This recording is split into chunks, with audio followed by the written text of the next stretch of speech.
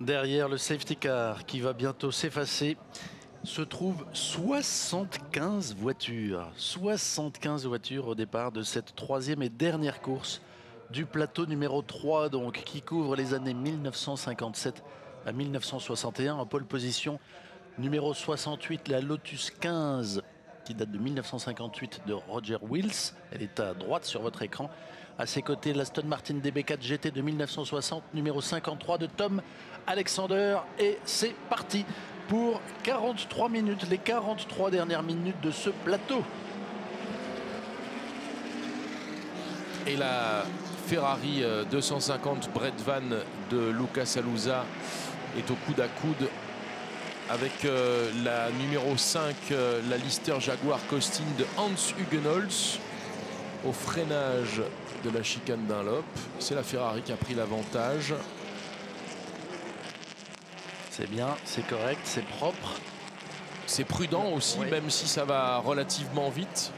On le disait hier, on a eu quand même relativement peu de gros incidents, même aucun gros incident, quelques petites défaillances techniques, mais on voit que ces pilotes, même s'ils essaient de tirer le meilleur des performances de leur véhicule, restent quand même avec la tête sur les épaules et préservent ces belles mécaniques historiques. Lucas Alusa en tête devant la Lister Jaguar de Hans Hugenholz, la numéro 5. Et puis on a derrière la Lotus numéro 22 de Kinina Luhmann. Classement de cette course qui met en 4e position la Maserati T61 Birdcage de Guillermo Fierro. Et en 5e place, la numéro 53 qui occupait la première ligne au départ de Tom Alexander, l'Aston Martin DB4 GT de 1960. Tout ce petit groupe en bagarre et donc avec de possibles changements éclairs à n'importe quel moment. Et premier déboire pour la Porsche 356 numéro 66 de Peter Colling, d'Andreas Kainer et de Klaus Ludwig. Klaus Ludwig, un nom qui doit résonner à vos oreilles, ancien vainqueur des 24 heures du Mans. Porsche 356A Speedster, dont le pilote était en grande discussion avec son technicien, avec vraisemblablement, avant même le départ de cette course, un petit souci qui l'a empêché de s'élancer comme tout le monde. Bagarre de groupe ici. Avec une Lotus notamment. Alors, on devrait assister à un match entre les numéros 68 et 16 pour la victoire finale. La 16, c'est donc la Ferrari qui est en tête. Et la 68, c'est la Lotus 15 qui avait remporté la course 2 et terminé deuxième de la course 1, précisément devant derrière la Ferrari. Ça devrait être les autos donc qui devraient jouer la gagne, mais pour l'instant c'est à l'avantage a priori de notre Ferrari, puisque notre 68, la Lotus, vous voyez, pour l'instant est 9e, a déjà 12 secondes dans ce premier tour de course. Ce sont vraiment les deux premiers qui sont en train de se détacher. Hans Hugenholz à l'aspiration derrière la Ferrari Brett Van de Lucas Alusa, qui a déjà remporté la première course de jour donc, et qui a fini 4e de l'épreuve de nuit. Et la Birdcage qui est là. Numéro 6, Guillermo Fierro. Ouais, vous avez vu que bagarre avec Luhmann et Wood derrière. Fierro a essuyé la visière de son casque à l'ancienne. Il n'y a pas de tir-off là sur les casques. C'est un coup de gant pour nettoyer les projections de la voiture de devant. Et en général, quand on fait ça, eh bien, on en rajoute. Et on l'étale. Et on l'étale. Peur, comme on dit. Donc on voit un peu flou après, car la visière... Voilà. Hop là. Vous avez vu d'abord la voiture s'écraser au freinage. On l'avait noté hier sur l'avant, sur chaque phase de freinage. Et son pilote, Guillermo Fierro, qui a nettoyé sa visière et qui a beurré celle-ci comme notre sandwich, notre excellent sandwich qui vient d'arriver. Néanmoins, il conserve sa 3e position devant Lohmann, l'équipage Lohmann Wood avec sa Lotus 15. Et regardez les différences de gabarit qu'on peut noter depuis hier, depuis le premier plateau, depuis que les voitures ont pris la piste ici au Mans. C'est encore une fois le symbole de l'endurance, des barguettes remplacées par aujourd'hui des LMP2 et des LMP1 qui doublent des grands tourismes. Rien d'anormal dans le monde des courses de longue haleine. Et cette scène également que l'on voit à chaque fois à la réaccélération. Ouh, attention, fin, oui. Oui. Même plus que fin. Plus que ça, oui. Ouf, ça va. Une petite échouille amicale en passant. Ça, c'est pas prévu. Voilà la voiture de Klaus Ludwig qui ne partira pas a priori avec un problème sur l'avant gauche qu'on est en train de vérifier. Il y a du jeu effectivement sur la roue avant gauche, donc peut-être un problème de suspension ou de fusée. La Chevrolet Corvette C1 d'Edwin Stuckey et Ludovic Cholet. Elle date de 1960 cette auto avec son gros moteur 8 cylindres 4,6 litres. Elle rend hommage au Corvette Cunningham de cette année 1960. Et oui, c'était dans cette période la première vraie apparition des Américains qui avaient envie de venir conquérir les 24 heures du Mans, et on connaît la suite de l'histoire puisqu'aujourd'hui encore Corvette avec les C7 est présent systématiquement tous les ans aux 24 heures du Mans, et avec quand même un succès important de la part de l'écurie américaine.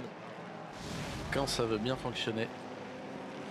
Et c'est gros, qu'est-ce qu'elles avaient? Un gros V8 culbuté, c'est ça les Corvettes? L'énorme V8, on reconnaît d'ailleurs immédiatement le bruit de la voiture qui passe entre les tribunes dans la ligne droite des stands, car en plus il y a cette résonance particulière. On dirait un bateau, la Corvette. Les yeux fermés, vous la reconnaissez. Oh. Alors rien à voir avec cette petite Alfa Romeo Giulietta, celle du japonais Tadakazu Kojima, qui elle dispose d'un tout petit 1300 cm3, 4 cylindres en ligne. C'est une autre forme d'élégance, le design à l'italienne par rapport à la muscle car américaine. Des nouvelles de l'équipage Clark Fillon avec leur petite Lotus. Ils sont 25e pour l'instant. Et vous le savez, comme à chaque plateau, comme depuis hier et comme jusqu'à ce soir, nous sommes ensemble jusqu'à 16 heures passées pour vivre la journée entière ici du Mans Classique. Comme à chaque course, donc il y aura une fenêtre d'arrêt au stand obligatoire. Encore une fois, non pas pour un ravitaillement, on ne rajoute pas d'essence, mais on change de pilote avec un temps minimal à respecter d'arrêt. Soit on change si on est au moins deux, soit le pilote reste dans son baquet, mais le chronomètre tourne également, de manière à ce que ce soit équitable entre toutes les voitures. Et voici la légèreté contre le muscle, et c'est la légèreté qui s'est imposée au freinage. Le Mans en termes de contraste. La petite Lotus Elite de 1961 contre la grosse Chevrolet Corvette. Et on parlait de représentation argentine assez forte dans le monde de l'endurance classique et du classique en général, puisque les Argentins viennent nombreux participer aux événements européens, et c'est le cas avec cette Corvette C1 pilotée par José Rubén Zanqueta et Jorge Alberto Saud.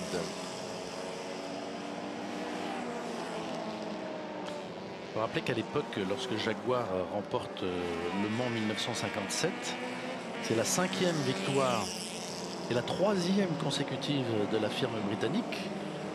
Et à l'époque, c'est l'écurie Écosse qui faisait rouler ces voitures. On a évoqué hier avec Jean-Philippe Doré, qui nous rejoindra tout à l'heure, les équipes italiennes, notamment la Scuderia Serenissima, Bizzarini. L'écurie Écosse, ça aussi, pour les amateurs de Jaguar, c'est quelque chose qui parle. Ouh, ça penche bien pour la Deutsche Bonnet numéro 9, mais ça passe. tout va bien. Une voiture menée par un équipage franco-français. Pierre-Henri Mahul et Thierry Harris. Elle date de 1957. Une voiture qui avait couru au Mans. Là aussi, c'est un petit bicylindre, 745 cm3. C'est la toute petite classe des moins de 1000 cm3.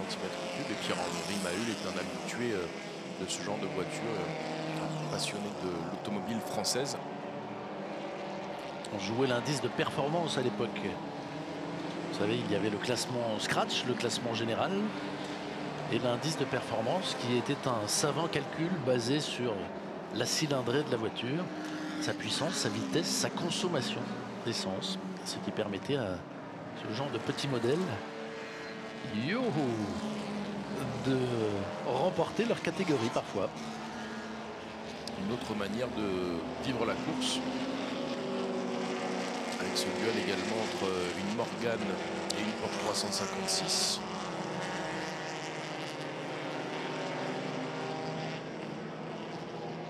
La Morgan numéro 38 que l'on a déjà vu à son avantage hier avec Gaël Régent et Jérémy Garamond, l'équipage français.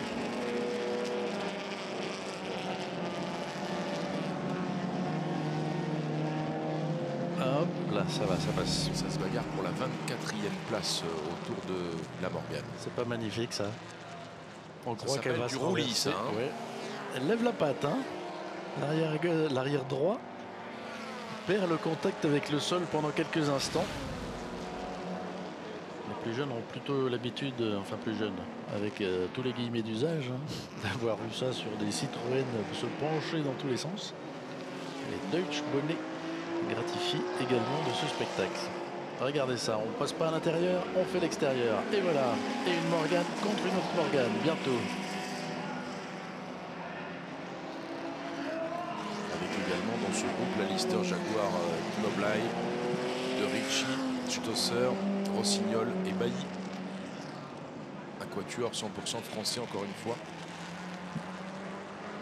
Le Mans classique, c'est ça aussi, c'est la tenue d'époque, c'est rappeler les heures glorieuses de l'auto. Regardez encore la Maserati Birdcage au freinage, comme elle plonge, elle pique de l'avant et de nouveau. Et ouais. Des problèmes de projection pour le pilote. Guillermo Fierro. Et c'est vrai qu'on évoquait hier l'image de ces pilotes qui sortaient de ce type de voiture ouverte à l'époque, pas d'intégrale évidemment. Complètement maculé de projection, de gaz d'échappement, de projection de gomme et évidemment d'huile, puisque ces voitures d'une manière ou d'une autre à un moment ou à un autre émettent quelques trop-pleins ou quelques déjections d'huile de moteur et de liquide divers. Et donc évidemment on le voit, le pilote de cette Maserati avec sa visière a bien du mal à subir ces éclaboussures et les suit régulièrement avec son gant.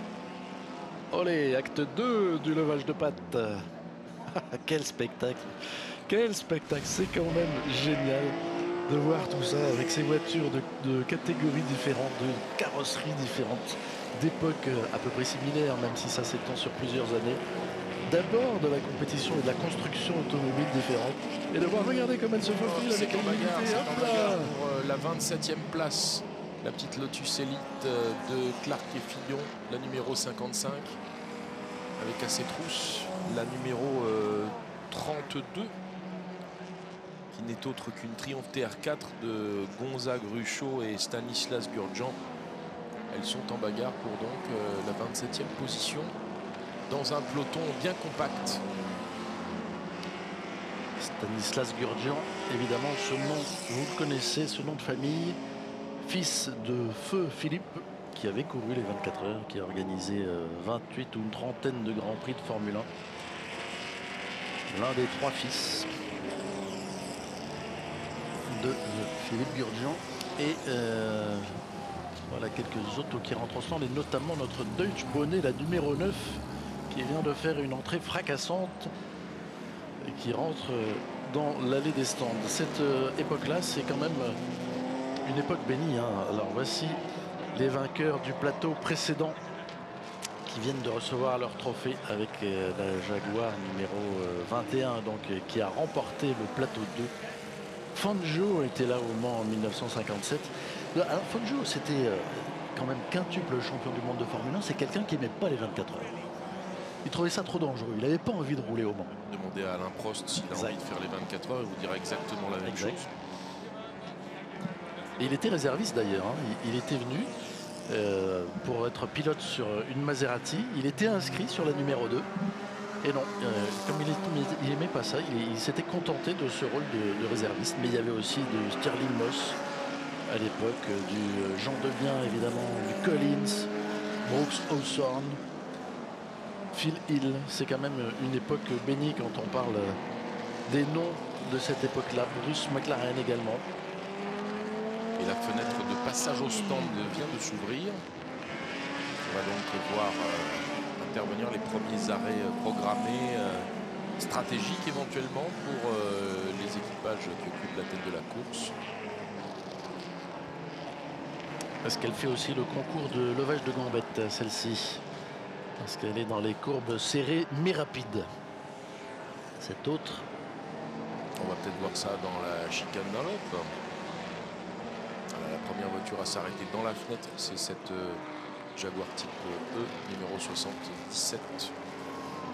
Avec les Britanniques Dalglish et Turner. Kenny Dalglish? Non, c'est pas lui. Ancien footballeur de Liverpool, ne me regardez pas comme ça, mais je sais que le foot... il n'y a pas de moteur. C'est ça. Ah, toute notre jeunesse, Kenny Dalglish. Les voitures de tête, pour l'instant, sont toujours en piste. La fenêtre de ravitaillement, de passage au stand, vient donc de s'ouvrir. Et pour l'instant, le meilleur tour est à l'actif de la voiture qui mène, justement, la numéro 68 toujours. On roule en 4 minutes 51 et 5 millièmes, soyons précis. C'est d'ailleurs le meilleur tour en course qui vient d'être réalisé par Roger Wills dans le 3e tour.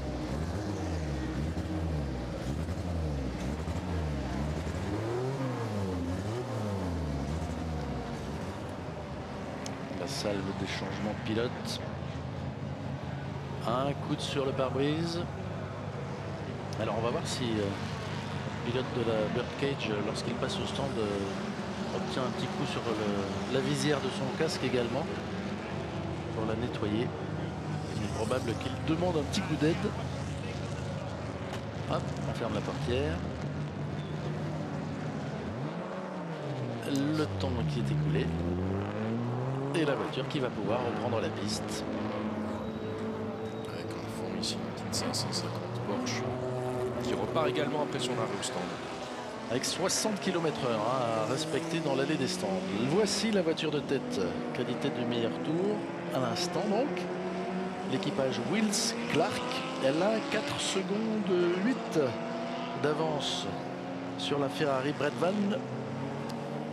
Et troisième, Huguenols est juste derrière. Hein. Il est à 2 secondes derrière la Ferrari. Ça reste quand même très serré pour l'instant, avec donc cette Lister Jaguar Costin de 1959 à la 3e position. Et là, sur ce podium virtuel, on a quand même des pilotes qui sont de gros habitués de la compétition historique, qui ont des coups de volant, même si ce sont des amateurs éclairés qui ont de très bons coups de volant. Et on va peut-être voir justement au fil des arrêts dans cette fenêtre de passage au stand, la tête de course serait organisée, peut-être encore une fois se mettre en place les duels de deuxième partie de course, comme on a l'habitude de le voir avec les changements de pilote, peut-être des changements de hiérarchie et d'équivalence de performance aussi. Bon, salaire de gauche, il faut à droite sur cette petite crevaison à l'avant droite. Et il y a une crevaison effectivement. Une aile avant droite endommagée aussi, donc il y a dû avoir quelques contacts virils dans un peloton. Vous avez aperçu hein, le compte-tour, l'aiguille du compte-tour, on en perd presque l'habitude sur les voitures de course modernes. On peut voir cette aiguille qui ne réagit pas instantanément au moment où le pilote appuie sur son accélérateur. C'est magique ces intérieurs de voiture.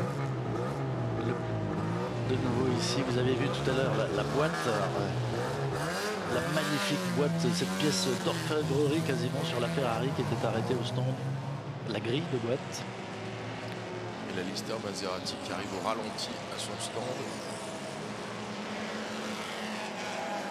Alors on se prépare à changer ce pneu avant droit. Est-ce que ça va être jouable? Est-ce que la carrosserie va pouvoir être redressée?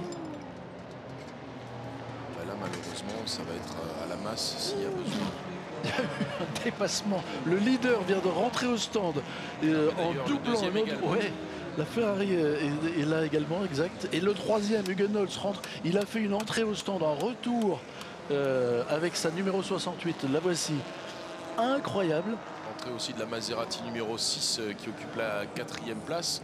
On a donc tous les leaders au stand. Les 4 premiers sont là. Regardez comment il est passé par l'extérieur. Et alors là, c'est au ralenti. Je peux vous assurer que la vitesse était élevée. Et là, paf, c'est là où il va devoir se mettre à 60 à l'heure. Vous voyez le gros coup de patin sur la ligne blanche. C'était très spectaculaire son entrée. Corvette C1 qui est allé vraisemblablement Indianapolis, à l'entrée d'Indianapolis, tapé. Et qui est pas mal endommagé à l'avant droite. On a vu que le pilote, en revanche, était déjà en dehors de la voiture. Donc pas de souci de ce côté-là. Pour l'instant, c'est un triplé Lotus. Avec, la place est comptée hein, à bord quand même. Il faut être amoureux si on emporte une passagère ou un passager. Ouais. Ou alors il faut être amoureux ou eux du pilote en revanche. Hein. Sans conducteur. Parce que... oui, voilà la Corvette qui a tapé là, la C1. En sortie d'Indianapolis à l'extérieur, assez vraisemblablement. On le voit souvent sur les 24 heures du Mans moderne, à cet endroit, une perte d'adhérence, peut-être un petit peu trop à l'intérieur d'Indianapolis, et puis on rebondit et on va finir sa course dans les pneumatiques de face. Elle est bien endommagée la C1, malheureusement, mais le pilote, encore une fois, s'en sort sans anicroche, donc tout va bien. Le premier provisoire, c'est cette Lotus 15 de 1959, encore une, puisque les 3 premières places sont occupées par ces voitures. Numéro 22 de Lohmann et Wood.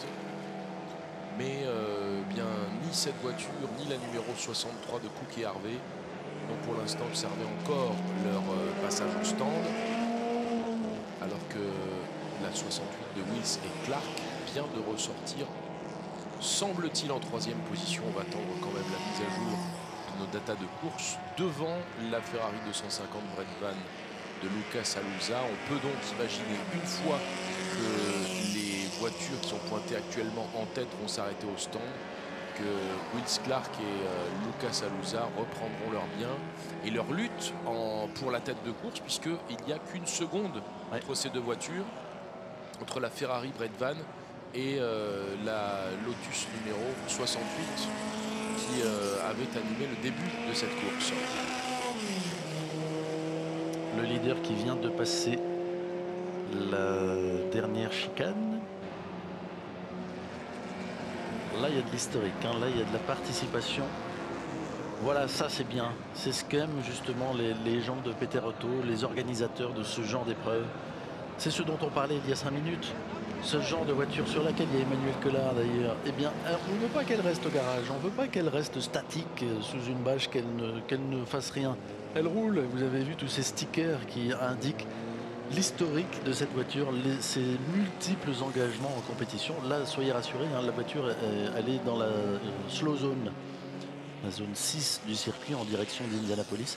C'est pour ça que sa vitesse vous paraît réduite. On a mis sous slow zone le temps d'évacuer très probablement la Corvette qui a été accidentée au tour précédent. D'ailleurs, les fervents de la compétition historique vous diront que la vraie mort d'une voiture ancienne de course, c'est de finir au musée. Oui. Une voiture, ça doit rouler. Une voiture de course, c'est fait pour aller sur un circuit.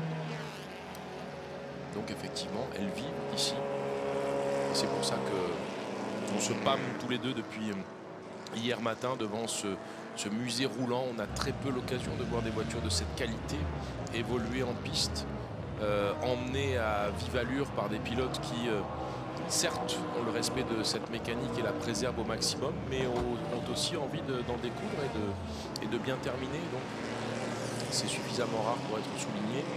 pour en profiter au maximum, encore pendant quelques heures. Et on espère que vous aussi, vous vous régalez à suivre les évolutions de ces mamies qui vont être de plus en plus jeunes au fur et à mesure que les plateaux passent. Là, nous sommes dans les années 57-61, mais nous avons encore 3 plateaux à suivre jusqu'à 16 h cet après-midi. Ça roule de façon ininterrompue sur le grand circuit du Mans.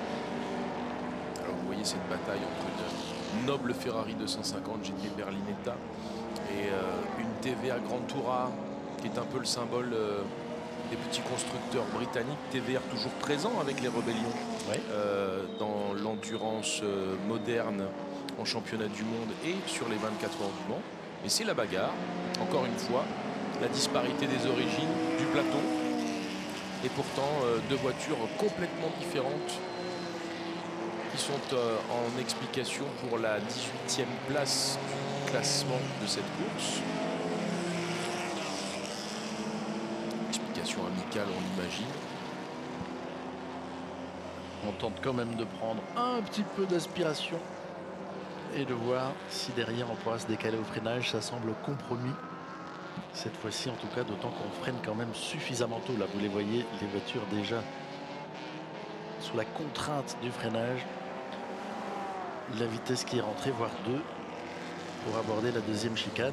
Et attention pour la TVR, car il y a une autre Ferrari 250 qui pointe son nez dans les rétroviseurs, qui pourrait bien profiter de cette confrontation pour se rapprocher et aller mettre à mal également cette 18e position.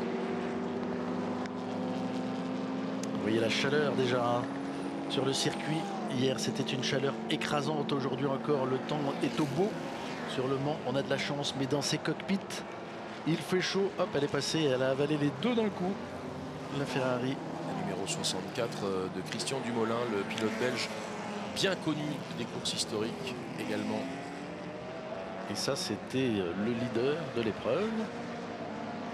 Avec cette Lotus 15 de 1959, l'équipage Lowman Wood, qui rentre au stand à son tour. Le 2e provisoire était également dans la voie des stands à l'instant.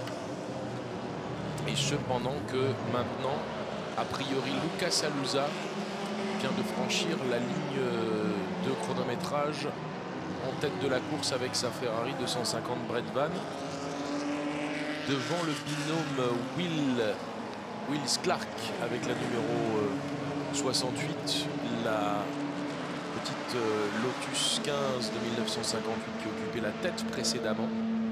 On a une réorganisation en tête de la course. On a les mêmes numéros, la 16, la 68, la 6, la Maserati, et puis la numéro 5, la voiture de Hans Hugenholz, mais dans un ordre différent après les arrêts au stand. Et une bagarre potentielle entre la 68 et la 6, la Lotus et la Maserati, pour la 2e place du classement général de cette course. Voilà le leader, Lucas Alusa, avec sa Ferrari dont vous avez pu entendre le miaulement lorsqu'elle est passée devant nos caméras.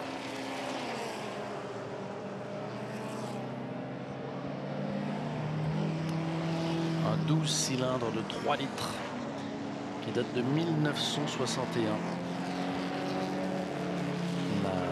La Scuderia Repubblica di Venezia. Scuderia Serenissima. La Sérénissime, c'est la ville de Venise. Jean-Philippe Doré vous l'expliquait hier. Ce look vraiment très particulier. Finalement, on s'y fait. La réflexion, c'est comme le halo sur les Formule 1. On trouve ça curieux au début et puis on trouve ça très bien après. Mais c'est surtout que c'était une adaptation de la Ferrari 250 GTO pour les 24 heures du Mans. Et c'est vrai que cet ingénieur dissident de la Scuderia Ferrari qui était parti sans tambour ni trompette avait tenté d'adapter le design de la 250 GTO aux spécificités de la piste, et notamment à cette longue ligne droite des 24 heures du Mans. C'est pour ça qu'on a cette arrière allongée et on va dire potentiellement aérodynamique, même si encore une fois à l'époque l'aérodynamisme était une théorie. Il n'y avait pas de soufflerie, on n'avait pas d'ordinateur, pas de simulateur. Et on avait une bosse dans la ligne droite des Hunaudière sans les chicanes qui réservaient parfois des surprises où les voitures avaient tendance à se soulever. C'est là qu'on découvrait qu'on avait un loup dans son aéro, sous son châssis. et qu'il fallait le régler à coup d'ingéniosité, mais aussi de marteau, de tournevis entre les essais et la course. Et là, pour cette troisième course du plateau 3, c'est en train de se resserrer. On a une belle lutte en tête entre donc la numéro 16, la Ferrari, et cette Lotus numéro 68 qui revient. C'est elle qui a signé le meilleur tour en course. Elle est plus rapide. Elle a repris 2 secondes là depuis le début de ce tour. Elle n'est plus qu'à 4 secondes 7. Et probablement que la victoire finale sur ce plateau se jouera entre ces deux autos qui se sont déjà illustrés dans les 2 premières courses. La 68 a remporté la course numéro 2 et la Ferrari avait remporté la course numéro 1. Et cela pendant que la Maserati Birdcage de Guillermo Fierro est aussi en train d'essayer de négocier au mieux le trafic. Car on est vraiment dans des groupes de retardataires à répétition pour les leaders de cette course. Encore une fois, on disait hier, Marc, pour les spectateurs, c'est un spectacle permanent parce qu'avec 80 voitures en piste et une répartition des performances très large, eh bien, au moment où on vous parle, il y a quasiment une voiture sur chaque centaine de mètres du circuit, on va dire, si ce n'est des grappes de voitures qui sont en explication pour des places, plus ou moins d'honneur d'ailleurs. Les 80 voitures sur un petit peu plus de 13 km, eh bien, ça fait un spectacle de toutes les minutes, de tous les instants pour les fans qui sont venus se masser autour du circuit. Il a encore repris 2 secondes avec la Lotus. Il est en train de bâtir sa victoire. Une Corvette qui est en train de rentrer au stand de la 70, on l'a vu tout à l'heure. Mais, attention, il y a un arbre jaune. Mais la fenêtre des stands venait de se fermer. Donc elle prendra probablement une pénalité, cette voiture. Regardez, on a les 2 premiers dans la même image. La Ferrari numéro 16 qui est à l'attaque. Et la Lotus derrière avec une petite Porsche qui est intercalée entre les deux, mais ça ne va pas durer. Elle est en train de revenir. Et si je ne m'abuse, il me semble que la numéro 6, la Maserati, est sous investigation. Il m'a semblé apercevoir ça dans les datas. Elle serait sous investigation pour ne pas avoir respecté la ligne blanche à la sortie des stands. Je me souviens que la numéro 6, elle avait déjà été pénalisée dans notre première course du week-end pour avoir violé la règle de fenêtre de passage au stand. Elle était rentrée beaucoup trop tard. La fenêtre s'était fermée au moment où elle revenait vers la ligne droite des stands. 5 secondes 1 de reprise par la Lotus à la Ferrari sur le tour précédent. Il y a maintenant combien d'écart? 1 seconde 9. En toute logique, la Lotus devrait prochainement prendre la tête. Mais il reste encore un petit peu plus de 10 minutes. Et l'expérience nous montre depuis hier que tout peut arriver. On l'a vu dans le dernier tour de la course précédente avec cette Lotus qui a perdu la victoire au général dans son tout dernier tour. Alors, est-ce qu'on assiste à une gestion du pilote qui mène? Est-ce que le changement de pilote dans la Lotus a changé également son niveau de performance? Est-ce qu'il est bon de doubler maintenant en prenant le risque de voir le pilote qui vous poursuit calquer sa course sur la vôtre et vous doubler dans les derniers virages? On peut se poser plein de questions sur l'issue de cette épreuve pendant qu'on suit les évolutions de cette petite Porsche 356 Speeder. Mais en tout cas, c'est vrai que cet écart s'est énormément restreint dans le 6e tour de la course, avec la Corvette imposante, la C1 des Argentins qui repart en piste. Voilà, la 6 est bien sous investigation pour un dépassement en sortie de stand en ne respectant pas la ligne blanche qui marque la sortie des stands au bout de la ligne droite des tribunes de ce circuit des 24 heures du Mans.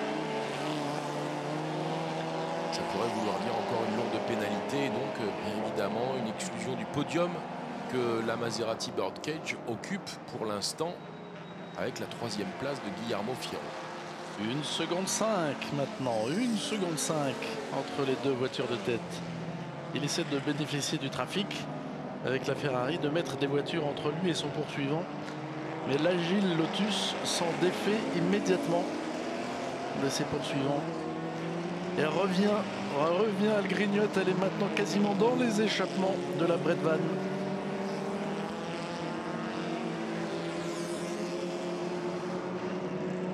À 8 minutes du terme de cette course. Allez, de nouveau des attardés à aller récupérer, à aller dépasser, à essayer de bénéficier de leur situation en piste pour le leader. Mais regardez, la Lotus immédiatement lui emboîte le pas. Là, il faut faire attention au freinage, pour les deux d'ailleurs. C'est souvent dans ces phases qu'on a vu se faire les grosses différences, la lecture du trafic et le positionnement en piste par rapport au retardataire qu'on est en train de doubler. Surtout ne pas être bloqué, enfermé derrière un retardataire au moment où votre adversaire vous attaque. Alors maintenant, la piste est claire devant eux. Ils n'ont plus précisément de retardataire pendant quelques centaines de mètres. Est-ce que la Lotus va en profiter tout de suite? Il se décale, il se met à l'intérieur. Et normalement, ça passe.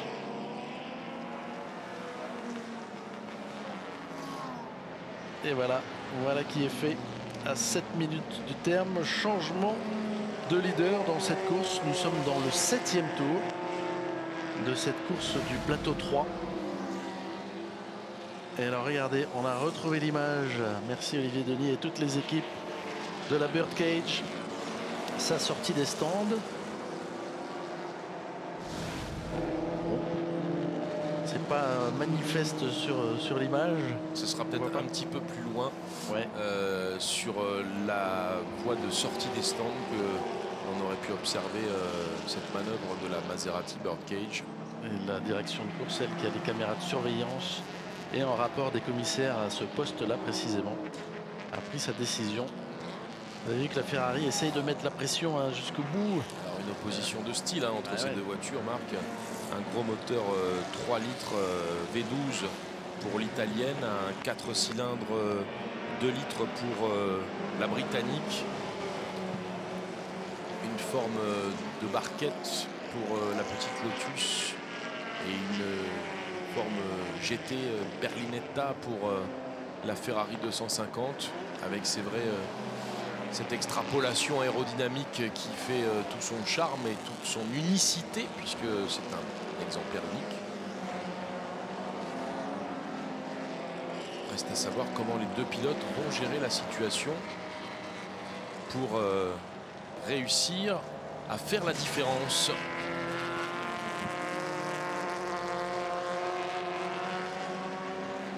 Pour l'instant, le pilote de la Lotus parvient à garder l'avantage sur celui de la Ferrari 250 Brett Van. Et vous voyez d'ailleurs, l'écart augmente très légèrement.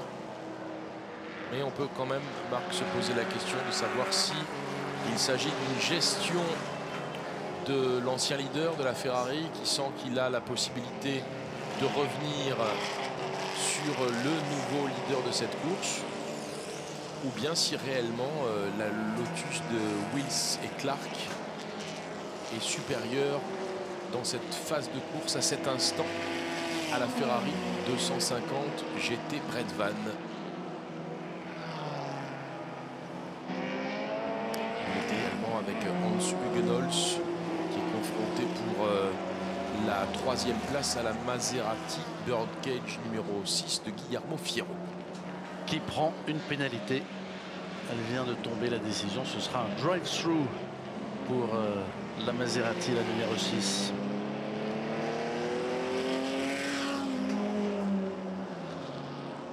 On va espérer que Hans Hugenholz soit rapidement informé de la situation de son principal adversaire pour éviter une bagarre, une prise de risque inutile du côté du pilote néerlandais qui va sans doute aller se battre pour protéger sa 3e position sur le podium provisoire, alors qu'on retrouve les leaders de la course.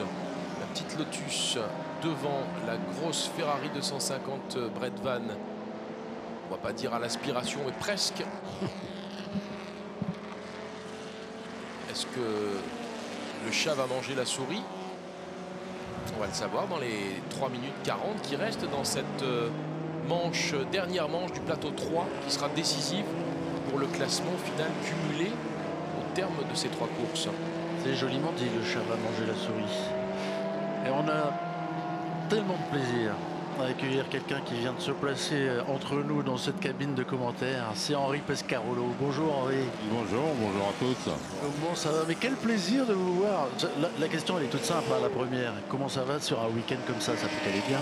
Ben, ça va formidablement bien. Sauf que j'ai conduit des voitures tellement différentes pendant le week-end qu'il a fallu qu'à chaque fois je me réactive mes neurones avec des informations assez différentes.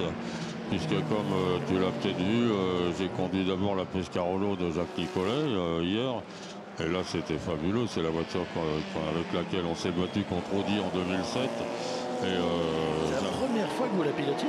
Voilà, parce que ce que j'avais fait, c'était un peu d'essais aérodynamiques à Bretigny, des allers-retours où on essayait tout un tas d'évolutions aérodynamiques. Et là, je l'ai trouvé dans sa forme définitive, comme elle était en course. Et évidemment, j'avais des pilotes qui avaient besoin de s'entraîner. Et si le team manager prend leur place, ça va pas du tout. Donc, je l'ai laissé conduire, évidemment, la voiture. Et moi, je ne l'avais jamais conduite sur un circuit. Et j'ai découvert le bonheur, un peu tard, à mon âge. Mais non. C'est extraordinaire ces voitures modernes parce que d'abord il y a un appui considérable et elles restent fines grâce à l'effet de sol, donc elles vont très vite. Le changement de vitesse avec les palettes sous le volant, c'est d'un confort et d'une sécurité absolue. Le V10 Judd, il est merveilleux, il vibre pas, il a des chevaux partout, il est puissant. Moi j'ai découvert le bonheur. Ah bah, il est temps. Excellent. Le bonheur. Alors vous allez nous dire aussi ce que vous avez piloté d'autres pendant ce week-end. On va devoir faire un tour supplémentaire hein, sur ce plateau 3 avec toujours cette bagarre entre la Lotus numéro 68 de l'équipage Wills Clark qui mène et cette Ferrari Birdman avec Lucas à son volant. Tiens, puisqu'on en parle de cette voiture, elle vous inspire quoi, Henri Pescarolo?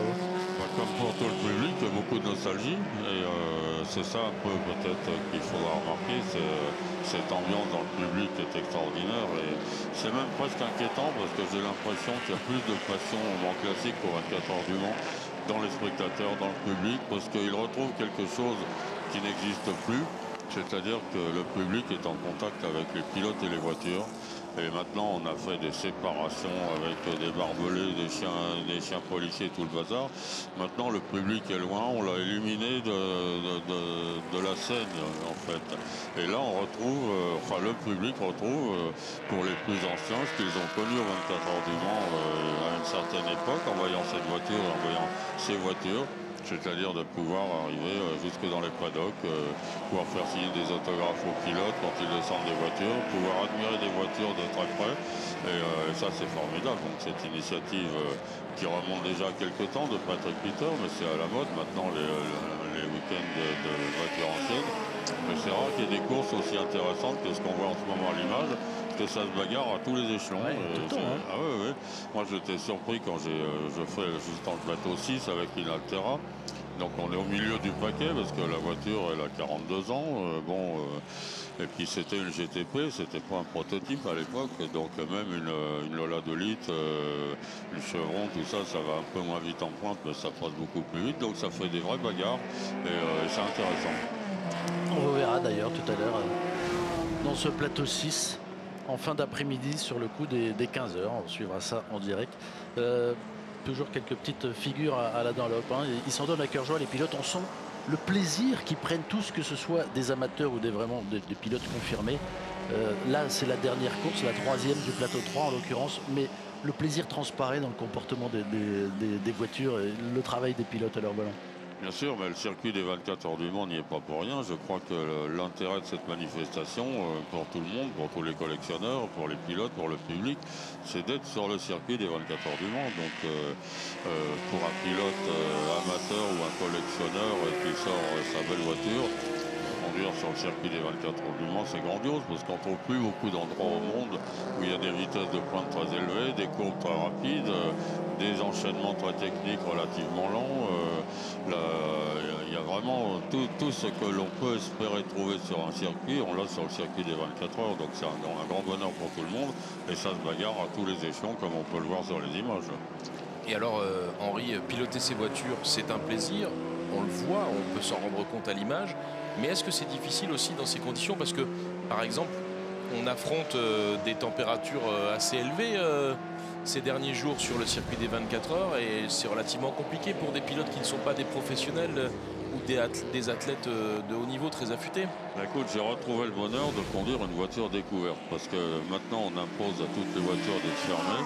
Et je ne comprends pas pourquoi. Parce que sur le plan de la sécurité, ça sert strictement à rien. Une voiture qui se retourne quand elle est fermée, on ne peut plus ouvrir les portières. Il faut la remettre sur zéro pour sortir le pilote, comme avec une voiture découverte.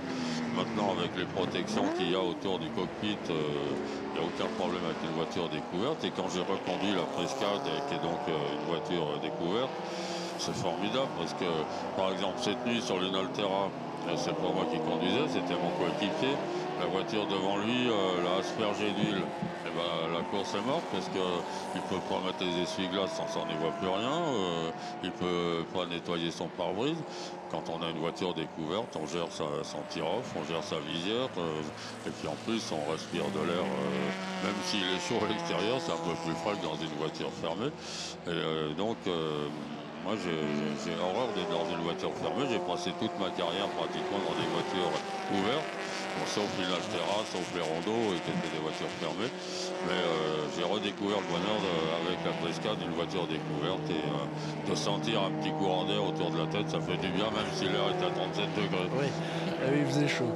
Dernier passage, dernière sortie. DS Porsche A, elle était repartie des stands tout à l'heure, cette Lister Maserati, après avoir changé son pneu avant droit et redonné quelques coups de masse sur la carrosserie. Ah, mais il y a quelque chose qui fonctionne pas bien, hein, parce que vous voyez le geste de négation du pilote. Les derniers hectomètres pour la Lotus de l'équipage Wills Clark. Cette numéro 68 qui va s'imposer donc devant la Ferrari numéro 16. 68, la voiture date de 1958 avec un 4 cylindres 2 litres. Voilà pour la victoire devant la 16. On va faire les calculs, mais je pense qu'au classement général, alors que voici le 3e de cette course, c'est assez serré, hein. Il n'y a pas un gros écart finalement. Comme on le disait, il y a quand même des pilotes de valeur, au moins sur le podium. Hans Hugenholz, on le sait, il a usé pas mal ses combinaisons dans les championnats d'endurance et de GT moderne. Il est depuis quelques années dans les courses d'historique, mais ça n'empêche qu'il garde un sacré coup de volant, même s'il a toujours été un gentleman driver. Mais comme on le disait encore une fois, gentleman driver, c'est un terme qu'il faut plutôt utiliser comme on l'utilisait à l'époque, à la naissance du sport auto. Des gentlemen qui pilotent. Et c'est pas du tout péjoratif d'utiliser ce terme de gentleman driver. Je crois que ça fait vraiment partie de l'histoire de l'endurance et il faut absolument préserver cet aspect.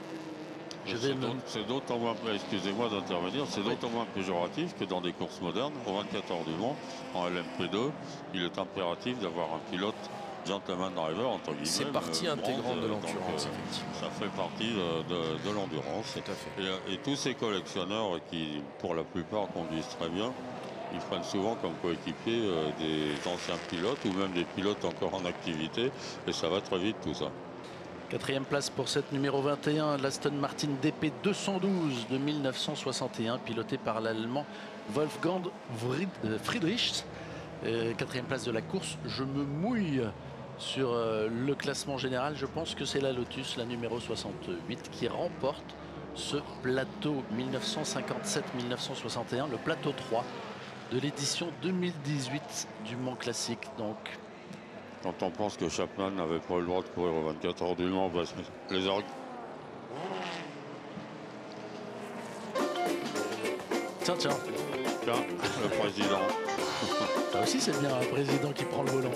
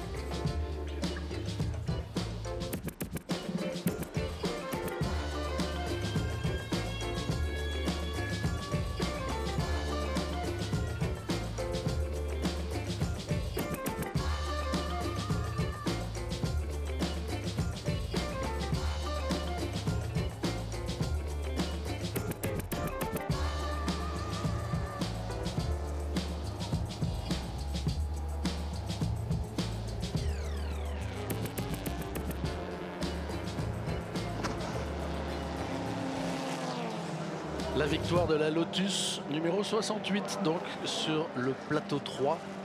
Henri Pescarolo, on vous voit ne pas quitter ses voitures des yeux. On vous voit sourire en les voyant.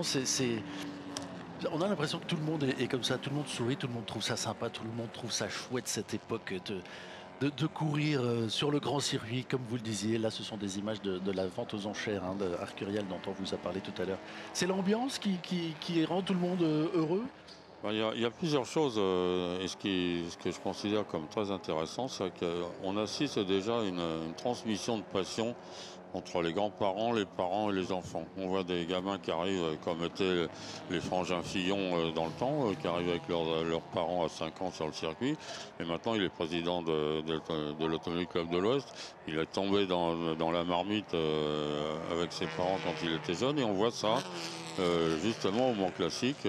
Parce qu'on peut approcher des pilotes, des voitures, et cette passion se transmet de génération en génération. Et on va retrouver une génération de gens qui auront vu le Mans Classique, mais qui seront tombés amoureux du sport automobile grâce à ces événements. Et donc c'est très sympathique de voir ça.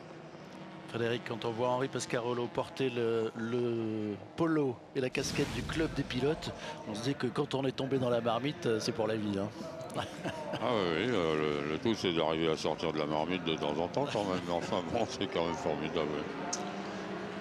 Est-ce que Henri, c'est aussi symptomatique de, on va dire, l'ambiance de l'endurance en règle générale? C'est pas que de l'histoire, c'est la continuité d'une histoire et on se rend compte que cette passation de passion entre les diverses générations, elle n'est pas mono-obsessionnelle. C'est pour tout un tas de raisons qu'on aime l'endurance et qu'on aime cette ambiance, pas seulement parce qu'il y a des voitures, pas seulement parce qu'il y a des pilotes, pour tout ce qui se passe aussi autour du circuit et pour toutes les histoires qu'on raconte. Comme on le dit souvent, il y a 260 000 spectateurs en 24 heures du Mans et il y a 260 000 histoires. Bien sûr, c'est ce que je disais tout à l'heure. Quand on voit une Lotus, par exemple, sur le circuit du Mans, et quand, pour les plus anciens, on se souvient que Chapman n'avait pas été autorisé à faire les 24 heures du Mans parce que l'inspecteur technique avait trouvé que la Lotus était trop fragile. C'est assez amusant comme anecdote. Mais c'est vrai que de revoir cette ambiance, de revoir cette voiture, de revoir toute l'histoire de l'endurance et même du sport automobile, c'est quelque chose qui est significatif sur le plan de l'intérêt que le public porte aux voitures dans une civilisation dans laquelle l'automobile est banni. Maintenant, on roule à 80 à l'heure sur la route, on n'a plus le droit de rien faire et on vient voir des belles voitures en toute liberté sur un circuit fabuleux comme celui des 24 heures du Mans. Donc c'est l'amour de l'histoire du sport automobile, l'amour de l'endurance, mais l'amour du sport automobile tout court, et ça va faire une ou deux générations déjà qui sont en train d'être piquées à l'automobile et à la passion du sport automobile. Et pour donner un petit exemple contraire, on vient d'avoir le renouveau du Grand Prix de France par exemple. À un moment, je pensais que tous les pilotes français encore vivants seraient invités au Grand Prix de France pour faire un petit peu la continuité entre le passé, le présent et l'avenir. On nous a tous oubliés déjà, donc puis quand on voit les accès au circuit Ricard, c'est triste, rien n'a été pensé pour faire venir la foule. Quand les gens arrivent après 4 heures de queue, ils voient pas les pilotes, ils n'ont pas le droit d'approcher, ils ne peuvent pas approcher des voitures. Enfin bon, tout ça, ça va prendre dans le bon sens pour redonner la passion du sport automobile. Et des événements comme le Mans Classique, grâce à Patrick Bitter, c'est quelque chose qui réveille cette passion pour les plus anciens et qui la crée pour les nouveaux.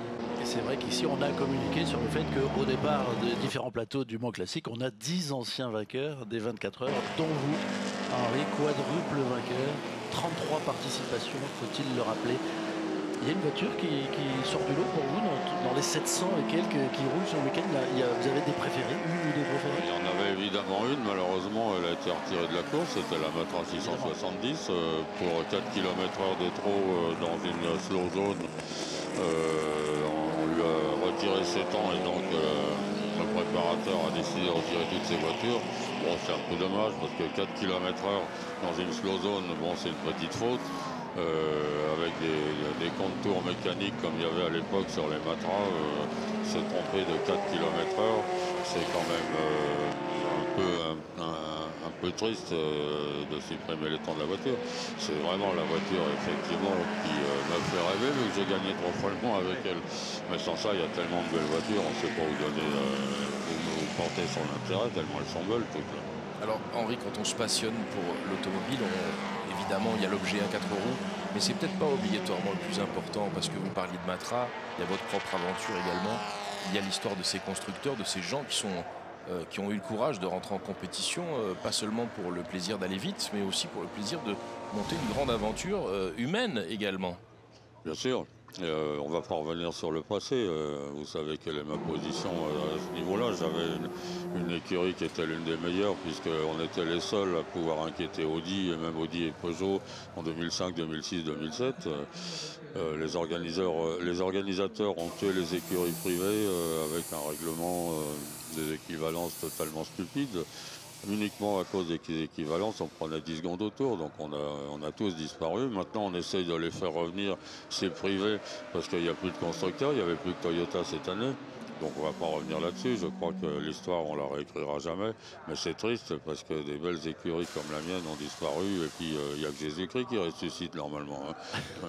Donc c'est un peu triste, mais comme disait Thierry Sabine, pour le Paris-Dakar, les 24 heures du Mans, c'est une course dans laquelle les professionnels ont le droit de venir. Ça veut dire que c'est quand même, ça repose sur les amateurs. Et ça a toujours été ça, l'histoire du Mans. Il y a des amateurs qui ont gagné le Mans au classement général. C'était Rindt sur une Ferrari privée, c'était Rondeau, c'était moi avec Renault Yost sur une Porsche privée. Et c'était ça, l'histoire des 24 heures. Donc j'espère qu'on va y revenir maintenant.